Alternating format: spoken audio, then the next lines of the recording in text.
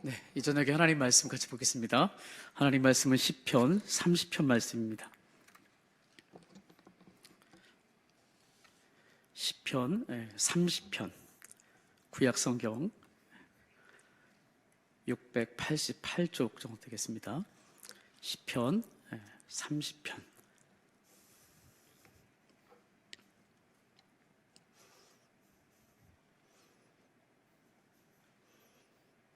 네, 우리 찾으셨으면 함께 같이 읽겠습니다. 시작. 여호와여, 내가 주를 높일 것은 주께서 나를 끌어내사 내 원수로 하여금 나로 말미암아 기뻐하지 못하게 하심이니이다. 여호와 내 하나님이여, 내가 주께 부르짖음에 나를 고치셨나이다. 여호와여, 주께서 내 영혼을 스올에서 끌어내어 나를 살리사 무덤으로 내려가지 아니하게 하셨나이다. 주의 성도들아, 여호와를 찬송하며 그의 거룩함을 기억하며 감사하라. 그의 노염은 잠깐이요 그의 은총은 평생이로다. 저녁에는 울음이 깃들일지라도 아침에는 기쁨이 오리로다. 말하기를 영원히 흔들리지 아니하리라 하였도다. 여호와여, 주의 은혜로 나를 산같이 굳게 세우셨더니 주의 얼굴을 가리심에 내가 근심하였나이다. 여호와여, 내가 주께 부르짖고 여호와께 간구하기를 내가 무덤에 내려갈 때에 나의 피가 무슨 유익이 있으리요? 진토가 어떻게 주를 찬송하며 주의 진리를 선포하리이까? 여호와여, 들으시고 내게 은혜를 베푸소서. 여호와여, 나를 돕는 자가 되소서 하였나이다.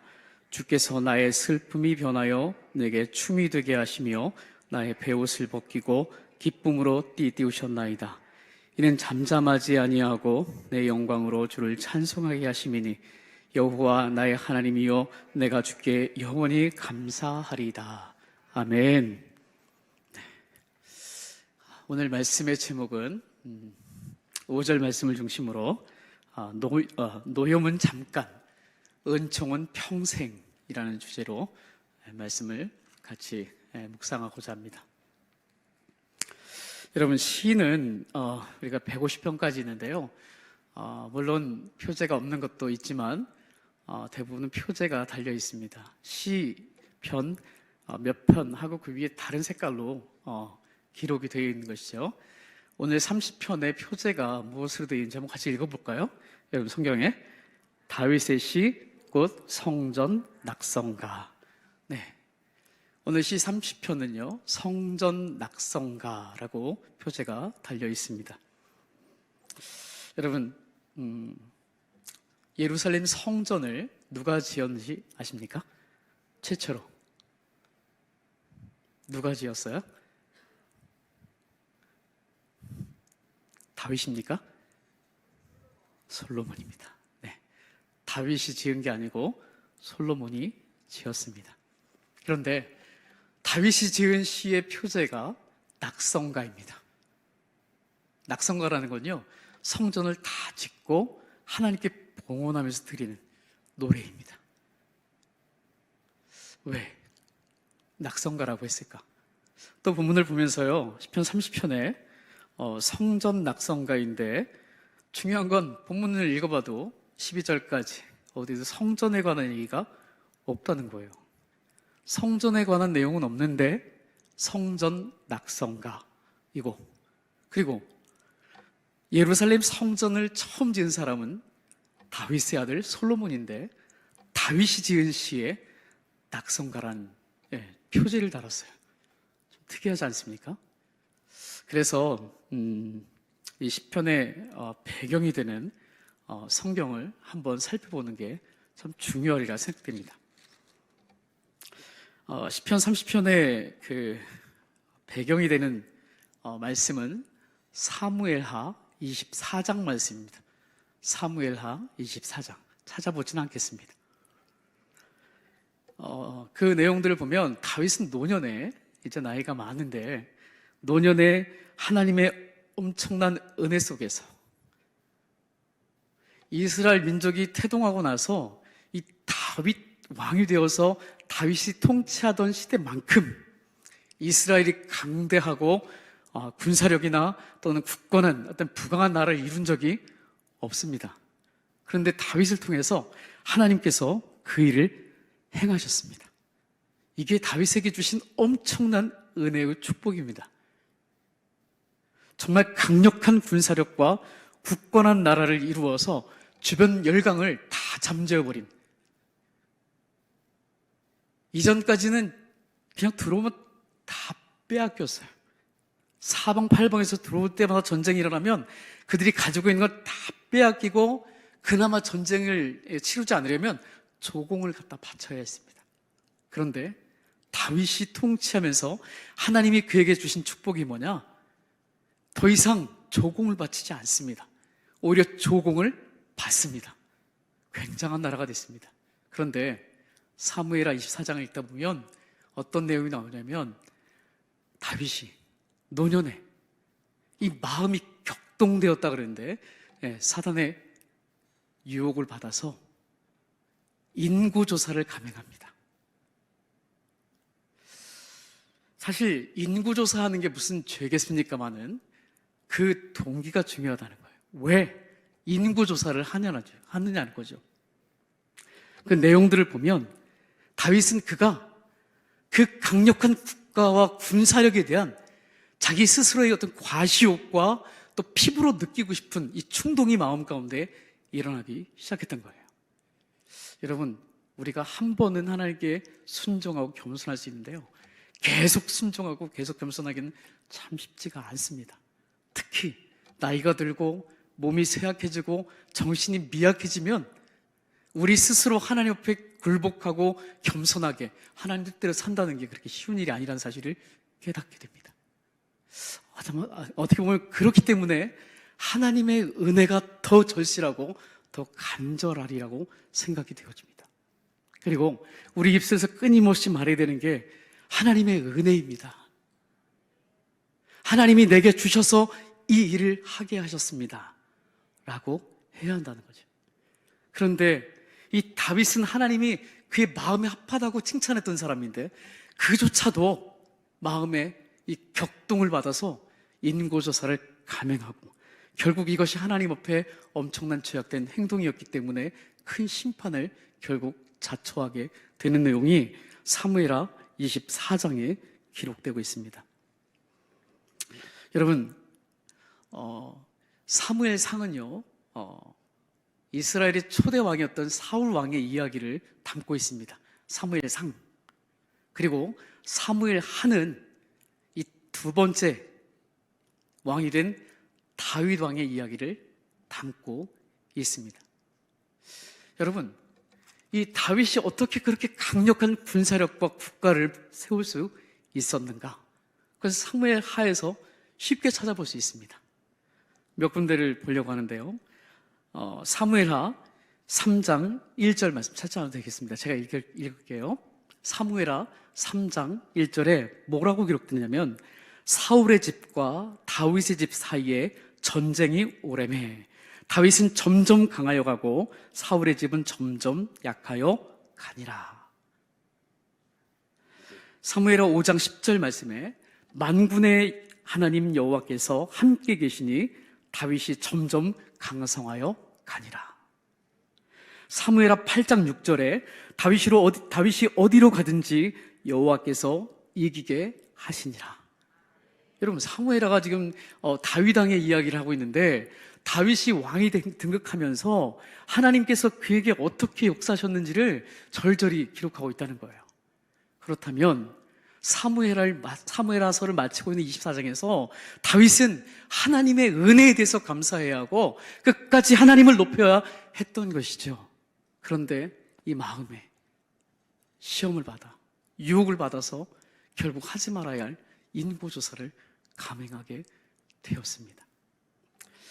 여러분, 인고조사하는 거, 나라를 좀 더 부강하게, 더 백성들을 잘 다스리고 통치자로서 정말 책임감 있게 사명감 있게 일을 하기 위해서 조사를 했다면 얼마나 좋겠어요? 그게 아니고 그 동기가 뭐냐는 거예요. 사탄이 그의 마음 가운데 이 죄악된 생각을 밀어넣은 거예요. 이 교만함. 여러분, 인류 시조인 아담이 하나님께 범죄할 때 그 죄의 가장 밑바닥에 있는 기초적인 죄가 두 가지가 있습니다. 하나는 뭐냐면 불순종이에요. 하나님 말씀을 따르지 않는 거. 두 번째는 뭐냐? 교만함이에요. 하나님처럼 되려는 교만함. 근데 사실 우리가 살아가면서 최고의 죄는 뭐냐면 교만이에요. 이 교만하면 모든 죄가 따라 들어옵니다. 근데 다윗의 마음에 이 교만함이 싹튼 거죠. 하나님의 은혜를 잊어버리면 결국 인간은 망하게 됩니다. 오늘 저녁에 우리가 하나님 말씀을 들으면서 기억할 거, 하나님, 나는 참 연약한 자이지만 하나님이 사랑하셔서 여기까지 왔습니다. 앞으로도 갈 길도 하나님의 은혜가 아니면 절대로 끝까지 갈 수 없습니다. 하나님 붙잡아 주세요. 이 믿음을 가지셔야 할 줄로 믿습니다.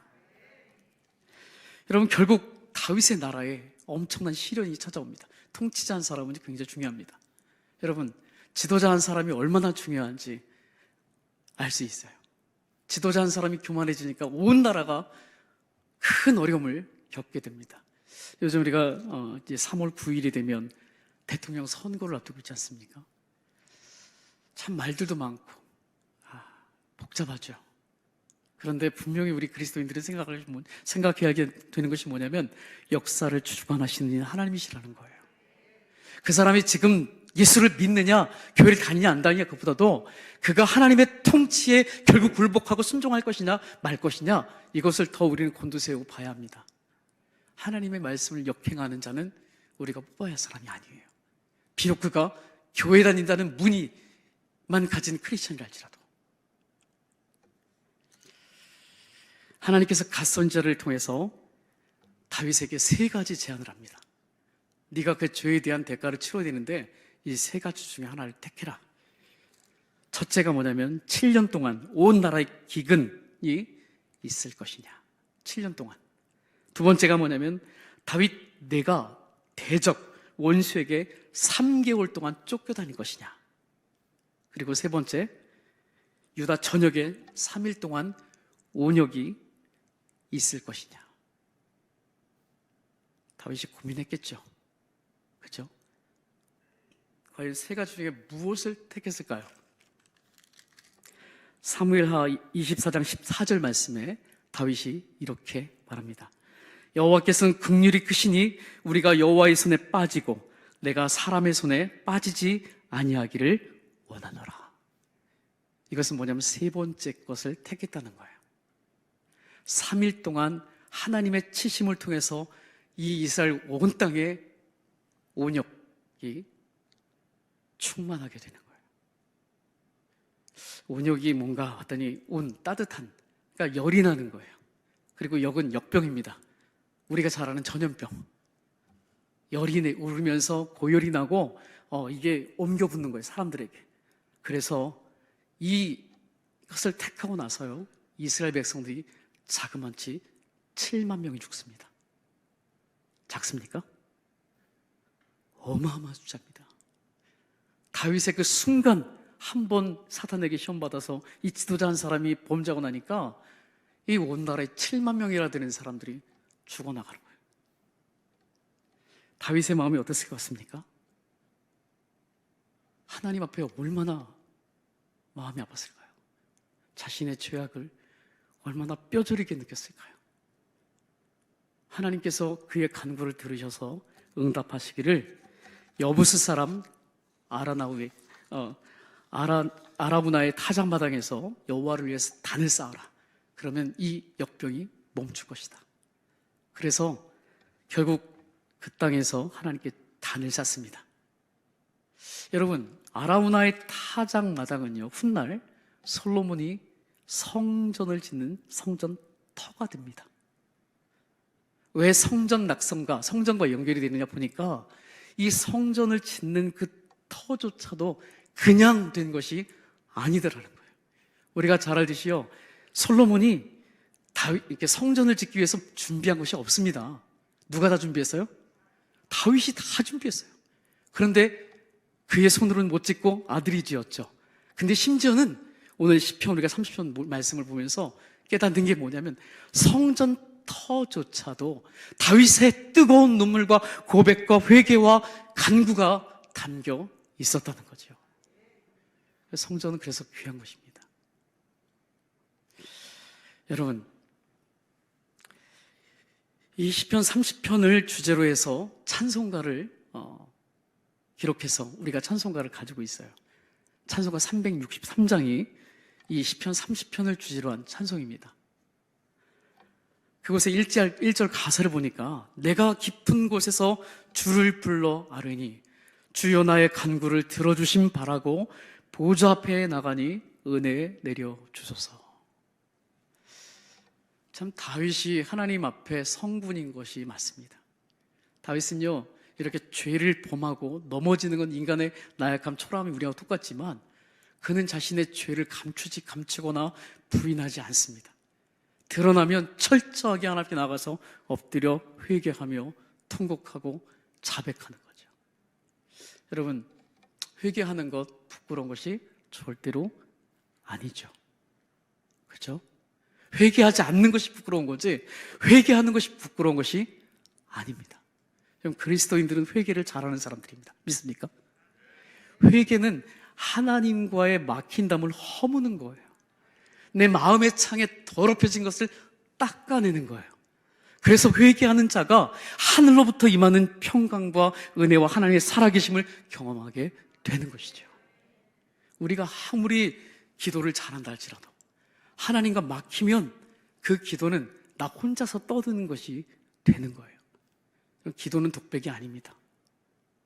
먼 산 바라보고 벽 바라보고 나 혼자 떠들어대는 게 기도가 아니죠. 기도는 하나님과 나와 교제하는 겁니다. 그래서 먼저 해야 되는 게 뭐예요? 막힌 담을 허물어 내는 거라는 거예요. 오늘 말씀의 주제가 노염은 잠깐, 은총은 평생입니다. 참 이것은 우리에게 비전입니다. 노염이라는 것은 하나님의 진노를 받는 거잖아요. 하나님이 이스라엘 백성이고 다윗이라 할지라도 그가 범죄하면 절대로 가볍게 넘어가지 않습니다. 7만 명이 죽고 나갔잖아요. 이스라엘 백성들 40년 동안 떠돌면서 광야에서 1세대들이 다 죽었어요. 하나님의 진노는 무섭습니다. 그러나 하나님의 은총은 평생이에요. 이 사실을 깨달아야, 이게 믿음을 받아들여져야 우리가 일생을 믿음 안에 살아갈 때 우리가 결코 지치거나 낙심하거나 좌절하지 않습니다. 우리 같이 한번 성경을 볼 건데요, 1절을 같이 한번 다시 읽어보겠습니다. 천천히 내용을 보시면서 같이 읽겠습니다. 시작. 여호와여, 내가 주를 높일 것은 주께서 나를 끌어내사 내 원수로 하여금 나로 말미암아 기뻐하지 못하게 하심이니이다. 아멘. 오늘 시작을 뭐라 그랬냐면 여호와여, 내가 주를 높일 것은 이라고 시작하고 있어요. 내가 주를 높일 것은 무엇 때문입니다 라고 이 시편 30편이 전개되고 있다는 거예요. 좀 쉬운 말로 말하면 하나님이여, 내가 주를 찬송할 수밖에 없는 이유가 있습니다. 이것 때문입니다. 그것을 다윗은 세 가지로 정리해요. 1, 2, 3절에서 말하는데 다시 한번 1, 2, 3절을 붙여서 같이 읽어보겠습니다. 시작. 여호와여, 내가 주를 높일 것은 주께서 나를 끌어내사 내 원수로 하여금 나로 말미암아 기뻐하지 못하게 하심이니이다. 여호와 내 하나님이여, 내가 주께 부르짖음에 나를 고치셨나이다.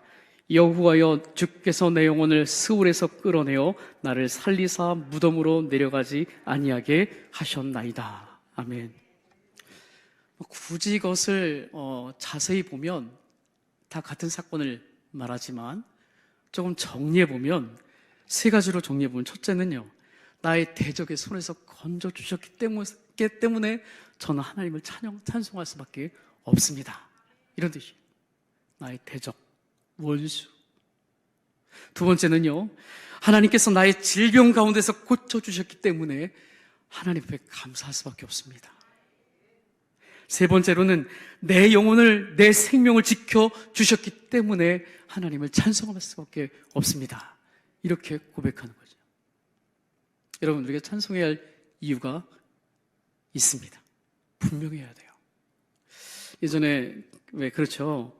찬송가 5절, 6절, 7절, 어떤 건 12절까지 있던 복음성가 보셨습니까? 찬송 절이 엄청 길면 왜 이렇게 오래 부르는 거야? 그렇죠? 한 3절하고 끝내면 좋겠는데 뭐 5절까지 있어. 여러분, 찬송하시면서 전율을 느껴보셨습니까? 찬송 중에 거하시고 찬송 중에 임하시는 하나님을 경험하셨습니까? 하나님이요, 우리와 가까이 계셔요.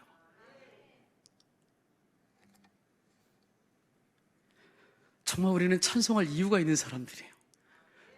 평생 하나님을 찬송하고 평생 하나님께 감사해도 다하지 못할 엄청난 이유를 가진 사람들입니다. 전 제가 성경 인물들을 볼 때마다 그 인물들에게만 하나님께서 그렇게 특별한 은혜를 주셨을까?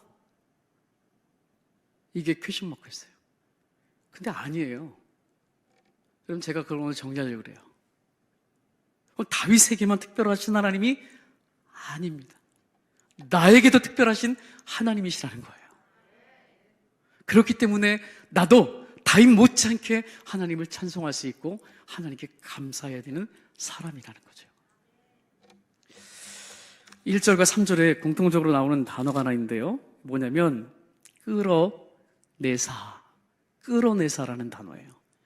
이게 눈에 들어왔어요. 성경을 보다 보면 갑자기 이렇게 선명하게 보이는 단어가 있어요.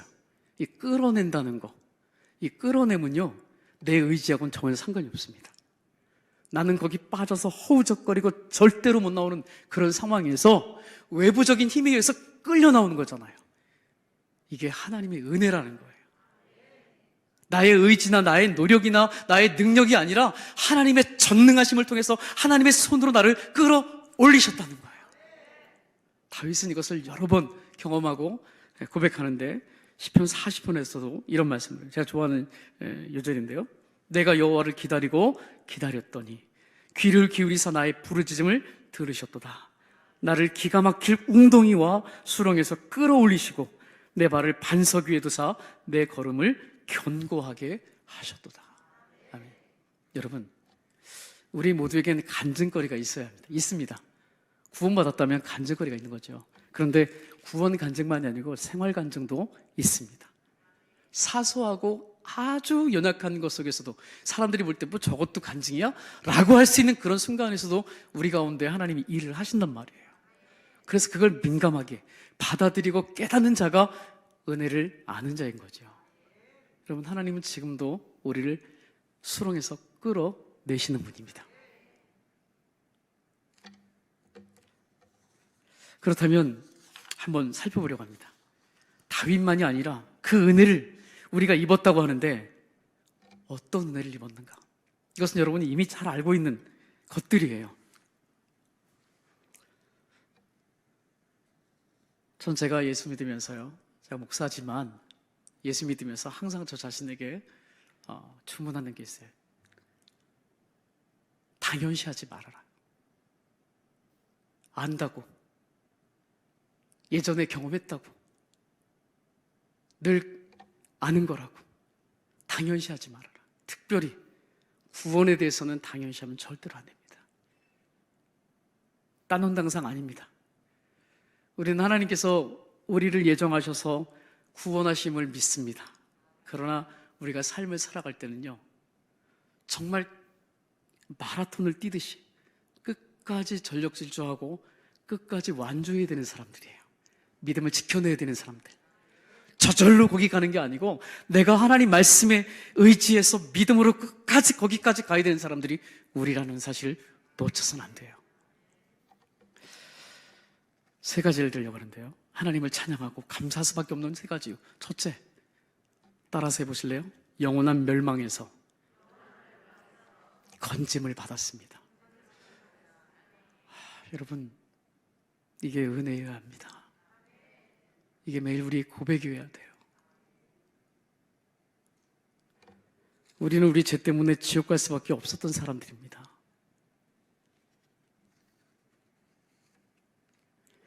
우리가 잘 아는 요한복음 3장 16절 말씀에서 하나님이 세상을 이처럼 사랑하사 독생자를 주셨으니 이는 저를 믿는 자마다 멸망치 않고 영생을 얻게 하려 하심이라. 여러분, 우리가 구원받은 거 은혜로 받았지만 절대로 대가를 치르지 않은 구원이 아니라는 사실을 기억해야 합니다. 우리는 도저히 대가를 치를 수 없었기 때문에 하나님께서 친히 대가를 치렀어요. 어떤 대가를요? 아들 독생자를 십자가에 못 박았습니다.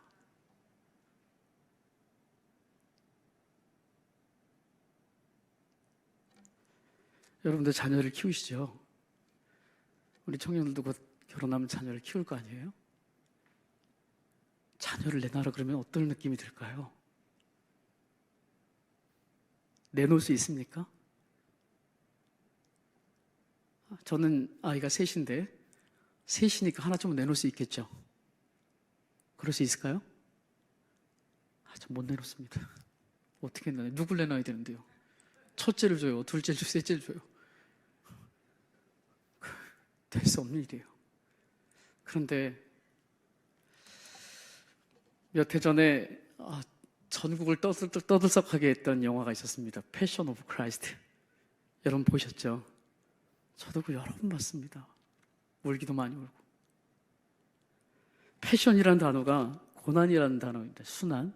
그런데 또 다른 의미가 있어요. 패션은 열정이에요. 예수님이 십자가를 지고 가시다가 쓰러져요. 너무 무거우니까. 채찍도 맞았고.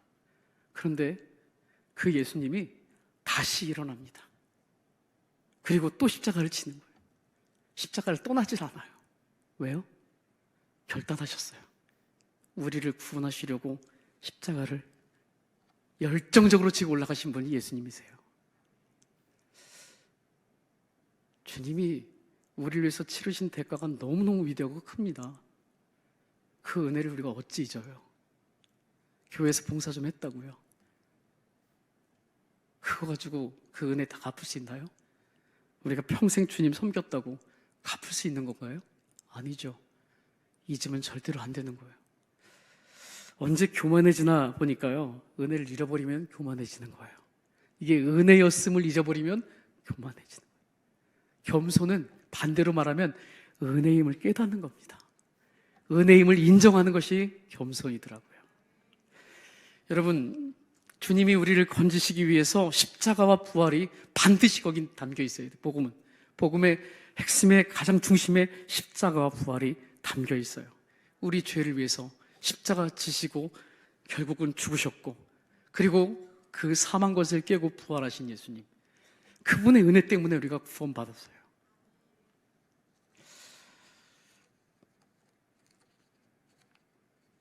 원수마귀는 지금도요, 이 순간에도 사람들을 끊임없이 유혹하고 넘어뜨려서 지옥으로 끌고 들어가려고 그래요.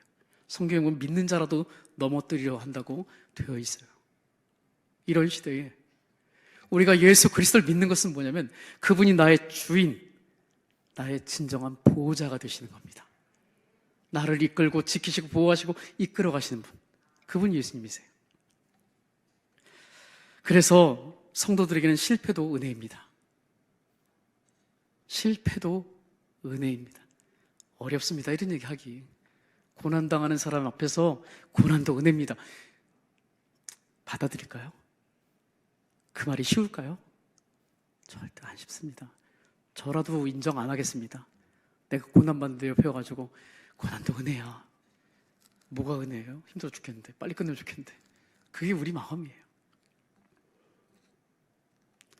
골드 스미스라는 사람이 이런 말을 했어요. 우리의 최대 영광은 한 번도 실패하지 않는 것이 아니고 넘어질 때마다 일어나는 것이다. 계속해서 일어나야 하는 거예요. 의인은 7번 넘어져도 8번 일어난다 그러죠. 일어나는 것이 믿음입니다. 믿습니까?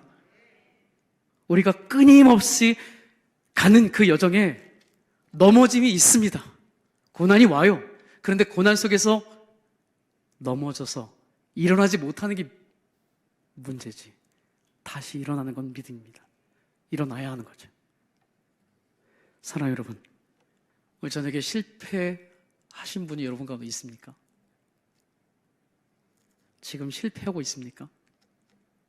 주님 말씀 기억하세요. 하나님은 영원한 나의 보호자가 되십니다. 오늘 이 저녁에도 주님은 나의 보호자가 되셔서 내가 간구하고 기도하는 그 기도에 응답해 주십니다. 다윗이 기도했을 때 응답하시듯이 끌어올려 주신다는 거예요. 두 번째 은혜는 뭐냐면 우리를 모든 질병과 아픔에서 노임받게 했습니다. 여러분, 우리 성도들 가운데도 불치의 병을 앓고 계신 분들이 있습니다. 참 위로하기 쉽지 않습니다. 왜냐하면 같은 사람이다 보니까. 죽음의 위기 앞에 서보니까요, 그 공포는 이루 말할 수가 없습니다. 죽는다는 건 끝이 나는 거잖아요. 그런데 이게 일반 사람들의 고백이고 이게 생각입니다. 육신적인 생각이죠. 그러나 우리가 조금만 영적인 눈을 들고 하나님 말씀 보면 죽음은 끝이 아닙니다. 그리고 질병은 이미 하나님께서 정복하신 거예요. 복음서를 보시면 예수님이 이 땅에 오셔서 모든 질병을 고치십니다. 이사야 선지자가 뭐라고 말해요? 53장 5절에서 그가 찔림은 우리의 허물 때문이요 그가 상함은 우리의 죄악 때문이라. 그가 징계를 받음으로 우리가 평화를 누리고 그가 채찍에 맞음으로 우리가 나음을 받았도다. 주님의 십자가의 그 고난은 단순히 우리의 죄만 용서한 것이 아니라 우리 일생을 살아가면서 겪는 모든 질병과 그 질고와 아픔들을 다 짊어지신 것이라는 사실을 믿으시기 바랍니다. 주님이 야이로 회당장에게 그 딸이 죽으니까 뭐라고 말해요? 두려워 말고 믿기만 하라. 이 말씀하셨거든요. 여러분, 우리에게도 오늘 저녁에 주님은 동일하게 말씀하실 것입니다. 두려워 말고 믿기만 하라. 우리가 십자가를 붙들면 주님은 우리의 질고도 해결하십니다. 그리고 무엇보다 중요한 게 세 번째인데요. 따라해 볼까요? 하나님의 은혜로 영생을 약속받았습니다. 네, 영생을 받았어요. 제가 공원 같은 데 가서 전도를 하다 보면 하시는 말씀들, 안 믿는 분들 그런 얘기해요. 죽으면 끝이지 뭐가 있겠냐. 예? 천국이 있다 그러면 안 믿기니까 죽으면 끝이지 뭐가 있겠어요 라고 반문한다고요. 근데 성경은 죽음은 끝이라고 말하지 않아요. 죽는 것이 끝이 아니고 뭐예요? 새롭고 살 길로 들어가는 통로입니다. 하나님 나라에 들어가게 되는 거란 사실을 기억해야 돼요. 사람들이 왜 죽음을 두려워하느냐? 끝나기 때문에 두려워하는 것이 아니에요. 모든 것이 끝장이기 때문에 두려운 것이 아니고 그들의 죽고 나면 새로운 세계로 가는데 하나님 나라가 아니고 어디예요? 불신자들이 가는 지옥으로 떨어지기 때문에 두려운 거예요. 그들은 인지하지 못하지만 이 사실을 성경은 분명히 밝히고 있다는 거예요. 따라서 오늘 우리 그리스도인들은 죽음이 끝이 아니기에 두렵지 않습니다. 장례 예배 가운데 발인 예배가 있습니다. 발인 예배. 여러분 발인 예배 들어보셨죠? 발인 예배는 정든 가족과 정든 고향 산촌을 떠나는 거예요. 그런 의미가 있습니다. 그런데 여기는 또 다른 영적 의미가 있습니다. 그게 뭐냐면 이제 이곳을 떠나서 이주하는 거잖아요. 어디로? 하나님 나라로 들어가는 거예요. 영원하신 아버지 나라. 내가 그렇게 꿈꾸고 기대하고 기다리면서 사모하고 살았던 그 아버지 나라에 들어가는 날이라고요. 그러기에 죽으면 끝나는 게 아니고 영생으로 들어가는 거라는 거예요. 그 영생을 받은 사람들은 항상 감사할 수밖에 없습니다. 내가 지금 어떤 처지에 놓인다 할지라도 영생이 있잖아요. 하나님께서 뭐라 그러셔요? 그의 경건한 자들, 성도들의 죽음은 여호와께서 보시기에 귀중한 것이다. 사랑하는 여러분, 다윗처럼 우리에게도요 하나님을 찬양하고 높일 만한 분명한 이유가 있습니다. 다윗에게만 특별하신 하나님이 아니라 오늘 나에게 특별하신 하나님이십니다. 오늘 이 밤에 그 특별하신 하나님 우리를 이곳에 부르셨고 우리와 교제하기를 원하시고 이제 잠시 후에 우리가 함께 찬양하고 기도할 건데 우리의 기도를 들으시려고 준비하고 계세요. 다윗이요 그런 하나님을 찬양하면서 4절 5절에서 다시 한번 읽어보겠습니다. 4절 5절 뭐라고 말하는지. 4절 5절 시작. 주의 성도들아 여호와를 찬송하며 그의 거룩함을 기억하며 감사하라. 그의 노염은 잠깐이요 그의 은총은 평생이로다. 저녁에는 울음이 깃들일지라도 아침에는 기쁨이 오리로다. 아멘. 여기 보니까 주의 성도들아, 내가 하나님을 높일 것은이라고 말했다가 이제는 주의 성도들아 하나님을 찬양하라 이렇게 말하고 있는 거예요. 진짜 하나님의 은혜를 아는 사람들은요, 담대하게 말할 수 있습니다. 우리는 하나님을 높이고 찬양해야 합니다. 하나님께 감사해야 합니다. 우리 옆 사람에게 말해주세요. 하나님을 찬양합시다. 하나님께 감사합시다.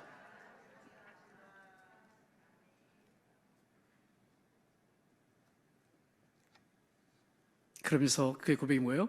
그의 노염은 잠깐이라는 거예요. 잠깐. 순식간에 지나간다는 거예요. 우리에게는 그 시간이 길 수도 있습니다. 고난의 터널이 길다고 느낄 수 있을 겁니다. 저 역시도 그랬거든요. 고난이 누가 더 크냐 작으냐 이런 얘기 하려는 게 아니에요. 하나님께서 하나님의 사람들을 다듬으시고 하나님의 사람들을 사랑하시는 방법이 이 세상에서 우리에게 잘 되게 하는 방법도 있지만 때로는 고난과 역경 가운데서 하나님을 정말 맞닥뜨리도록 하는 그런 은혜가 있더라고요.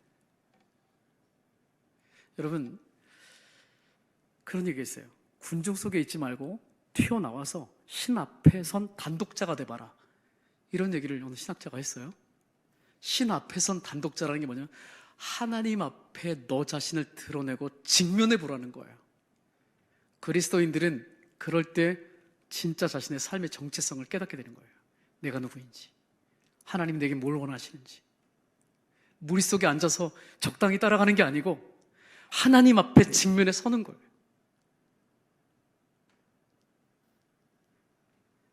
그러면 그 노여움, 그 진노, 때론 고난과 역경과 무서운 질병조차도 내게 주신 그것이 깨달아지기 시작하는 거예요. 이것이 나를 망하게 하려는 게 아니라 하나님의 은혜를 깨닫게 하려는 방편이 되는구나.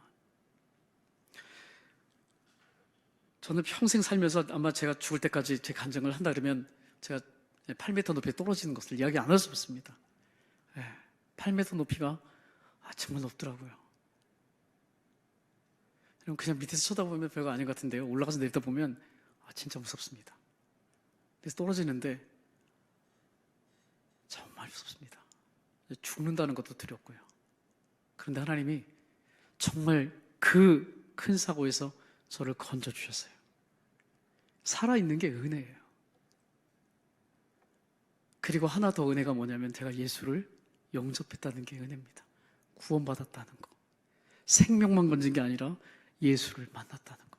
그리고 나서 깨달은 게 뭐냐면 20살 때인데요, 그때 죽었으면 얼마나 내 인생이 비참했을까. 지옥에 떨어지고 그 젊은 나이에 죽은 거잖아요. 어린 나이에. 근데 하나님 살리셔서 지금까지 살게 하셨고 그리고 하나님을 알게 하셨다는 거. 여러분, 노염은 잠깐입니다. 우리가 두려워할지라도 하나님은 잠깐 동안 우리가 두렵지만 결국 지난 뭐예요? 은총은 평생이다. 저녁에는 울음이 깃들일지라도 아침에는 기쁨이 찾아오는 거죠.